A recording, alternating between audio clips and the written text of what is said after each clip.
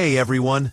In this quick video, I'll show you how to install Hubleto on Ubuntu 24.04 LTS with Apache and MySQL in just about 1 minute. Let's get started. Prerequisites. Make sure you have the following ready: Ubuntu 24.04 LTS, Apache 2.4.5, MySQL 8.0.43, PHP 8.4, Composer installed. Step 1.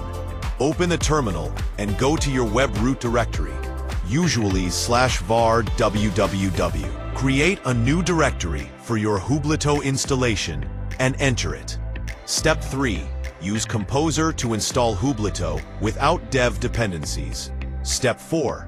Run the Hubleto initialization wizard to configure the setup. When the wizard runs, it asks for some values. Here's what to input, or press enter to accept defaults. Hubleto is now installed with your chosen configuration. You're ready to start using your ERP system. Thanks for watching. If this helped, consider subscribing for more tips.